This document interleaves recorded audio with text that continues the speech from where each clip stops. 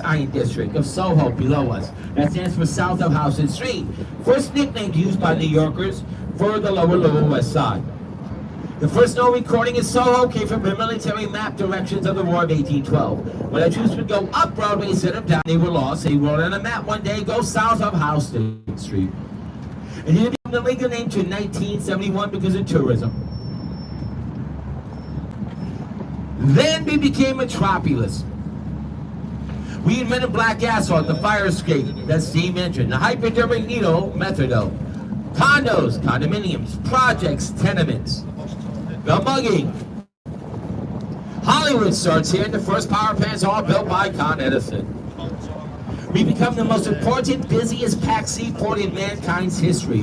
Over 1.25 million people a day traveled all these waters. There was a dock every single block around all of these shores. We became Metropolis. Comic books are from New York City. Look up behind us, the Empire State. We are the Empire State. That's the third building we've had so far. The dome on top that was designed for Zeppelin docking. That's 102nd level, the building. You do not count an antenna's height. That's against regulations of the world and be lying. It only has 89 floors in the main shaft. And it only took 13.5 months to build the Empire State Building. It's prefabricated like a big, huge old rector set. All these cities on my right is brand new condos and condominiums. 20 years ago, it was cheaper to live in Jersey City. Now it's almost as expensive as Manhattan. On my left is Soho, south of Houston Street. And here's one of the coolest of all condo buildings. Up there on my left, the Jenga building. That's in Tribeca, Soho, a sub-neighborhood, standing for Triangle below Canal Street, where the military was once encamped during the War of 1812, when the Mafia uses their offices in the 1960s or so. The Jenga building is the coolest of all condos here. I have no idea the real name of the Jenga building because I don't care. I was one of the first guys that said, hey look, there's a freaking Jenga building like that boy said in New York. That's freaking cool. It was so cool, it's so out. Every section is 6 up by itself as a separate apartment. Some people bought 2 apartments, some bought 3, combining them into 1. 2 blocks above it is the real Ghostbusters fire station, run by New York's bravest, and it's completely covered everywhere with the Ghostbusters symbols. 2 weeks ago, there was a gathering of 1,000 Ghostbusters here, so check it out. Further down on my left, you see a big church building with a green pyramid on top. Looks like a cathedral. That's a Cathedral of Commerce built by Gas Gilbert. The real name is the Woolworth Building. Completed in 1913 after 2.5 years or so of construction. He proved you can go past 30 stories with steel framing and concrete. Using concrete for the first time. There is no high limit with that. That's the first modern skyscraper. The precursor is bricks and steel framing, invented by Louis Sullivan in Chicago, Illinois. But you can't go past 30 stories with that. It was voted the most beautiful modern skyscraper in the whole world by all architect societies about 3 decades ago. Chrysler Building is number 2 on 42nd Street, and even the Flatiron Building is number 3.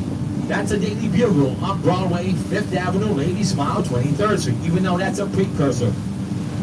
Con Edison wired that whole building completely for electricity, and Louis Tiffany, born and raised New Yorker, designed the lobbies, the elevators, and offices there.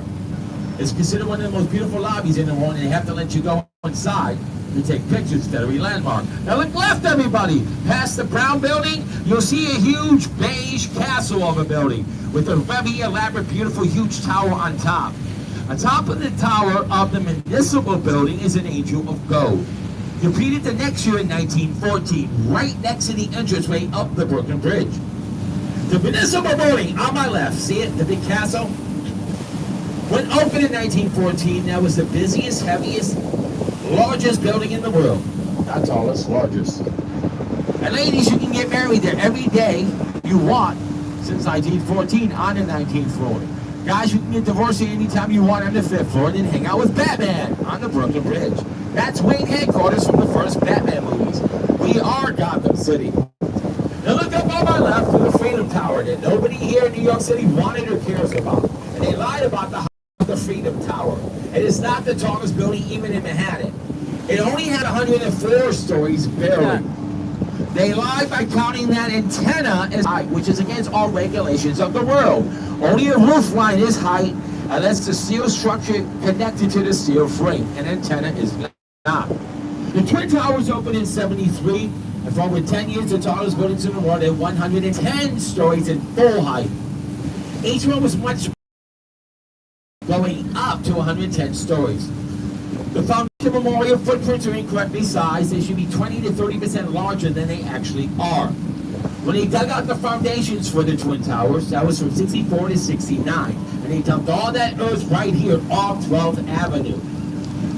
Eventually in 1981, we begged the city for a beach and park here, but they say we need another neighborhood for yuppies, meaning young urban professionals. The term comes from New York City.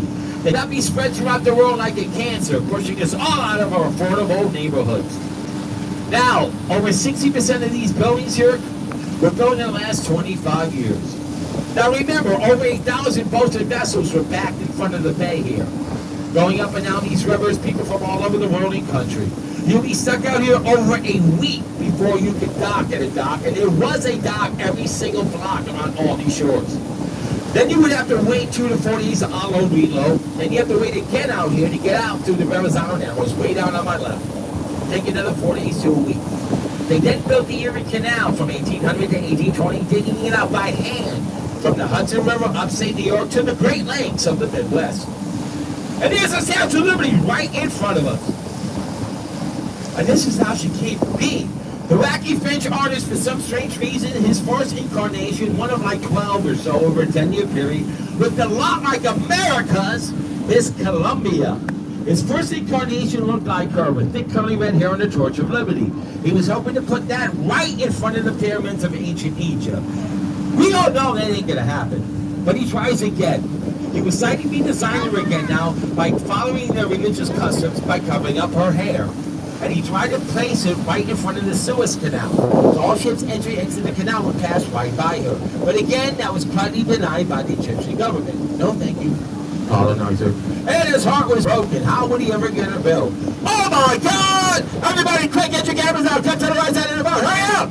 It's the most amazing, mind-blowing religious experience of your lifetime coming up. The greatest of all landmarks that Jersey fought for a decade in court, spending millions and millions and millions and millions and millions of dollars, and they finally saved the greatest of all two space signs in the world. I now give you Jersey's #1 landmark, the Colgate Clock of Jersey. I'm not making it up. This is how much they love their toothpaste, makeup, and hair products. That's actually their #1 landmark. I'm not making that up. And you wonder why we made fun of Jersey. Well, we still love them. They're like our kid brother, even though they were here first. See that cool building next door to it? First built over 22 years ago to replace lost office space at Ground Zero. Guess what? People from New York and Long Island don't want to work in Hoboken, New Jersey, or these cities here. So it didn't do well, so they turned it into condos. That was super successful. Because back then it was way cheaper to live here. So that building got everybody else kicked out of 2 cities, and they tore it all down for modern condos and some offices and hotels that nobody used. Now back to the Statue of Liberty.